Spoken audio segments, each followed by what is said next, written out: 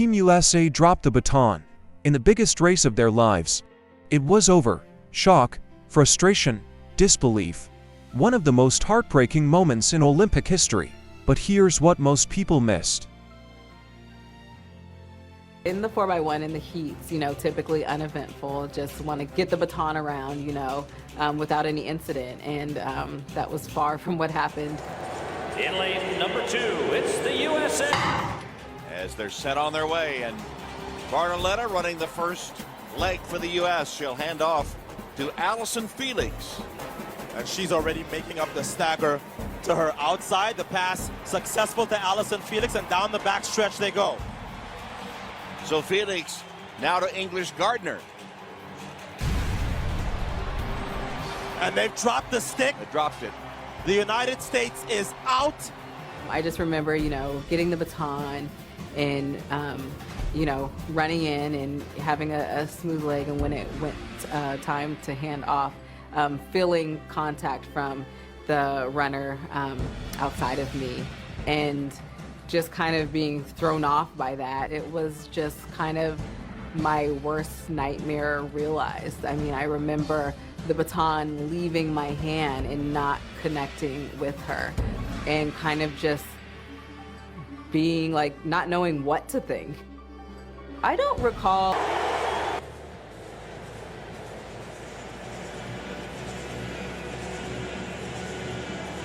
like actually what was said to each other. I just remember like getting it in her hands and telling her to go. The thought that we had to get the baton up. If there's going to be any type of review or appeal or anything, we got to get this baton around. It wasn't even their fault, but they had to finish the race. The replay told the real story. A Brazilian runner cut into Allyson Felix's lane. There was contact, and that contact knocked the baton loose. Opening round. Even when we went to the mixed zone, right away, you only have, I think it's 30 minutes to make an appeal. And I remember, frantically trying to get word, to our team officials that we need to appeal this. Like, I was hit.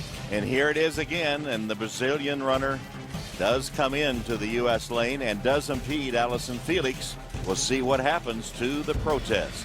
We left the track not knowing what was going to happen. It was all, we weren't sure. But they told us to be ready to run if we needed to. And so then we got word that we were back in, but we needed to come out and to run by ourselves and to qualify on time. Was given something rare in the Olympics.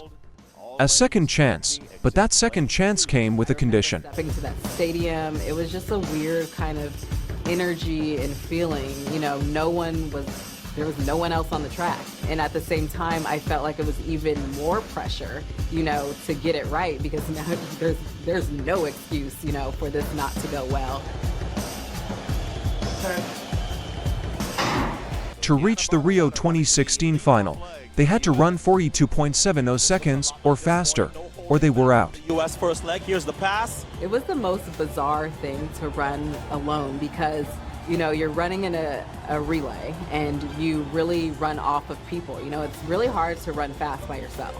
It is essentially like practice. We've done this a bunch of times. We just need to get it around safely. Gardner made a clean baton exchange to Akinosen, who took off like a rocket. All of that adversity, motivated us as well. So we went out there and had good exchanges and got through. 42.69 or better. They crossed the line in 41.77 seconds, which made them qualify on top of the group. But look at the relief on Akinoson's face. Can you imagine all of them, the relief they're feeling? Getting ready to be introduced in the final of the women's 4x1. And the U.S. will be in it after that incident yesterday. So it got to the point of when we're warming up, when it's time to spike up and put on shoes. And I saw English Gardner kind of looking around, rummaging through her bag. And I saw, some little commotion happening over there. And then it became clear that she didn't have her shoes. She didn't have her spikes. And me and English Gardner do not wear the same size shoe at all. I always come with multiple pairs of spikes just in case. And so I offered them to her. I think she laced them up really tight and somehow she made them work. It took an They carried that fire into the final, and this time, they made sure there were no mistakes. Their title. So stepping out into that final race, having faced all that adversity, I think it really brought the group of women closer together. I think we were really dialed in, we were really focused. Even though we had qualified with the fastest time, we were in lane 1. Typically, the fastest runners are going to be in the middle of the track. And so at lane 1, it puts you out of touch with those runners. And you really want to feel that speed because you want to be able to run off of it. So even though the distance is the same, it tends to feel like a disadvantage because of where you are in the tightness of the turns of the track.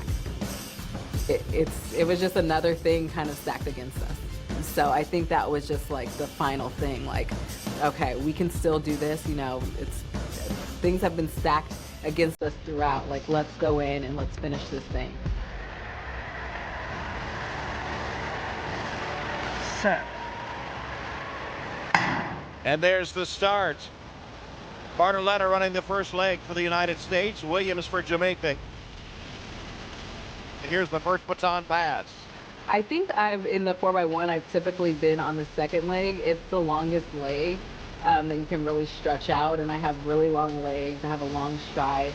I think we try to use my strength to kind of, you know, take advantage of that, to have me run that really long leg.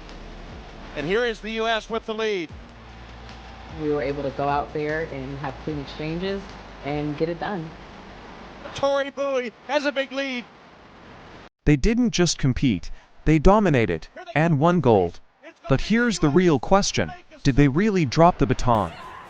Or was it knocked out in that collision? And with the second fastest time ever run, the United States from lane 1 get the job done and retain their Olympic crown.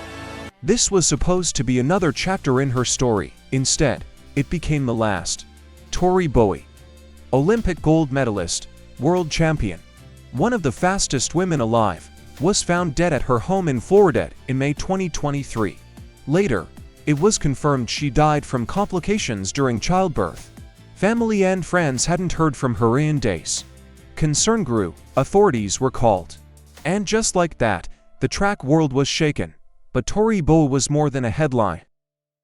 At the 2016 Summer Olympics, she won 3 medals, including gold in the 4x100 meters relay, silver in the 100 meters, bronze in the 200 meters.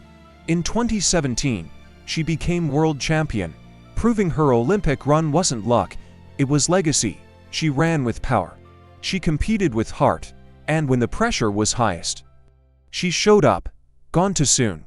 But forever an Olympic champion. Rest in power, Tori Bowie.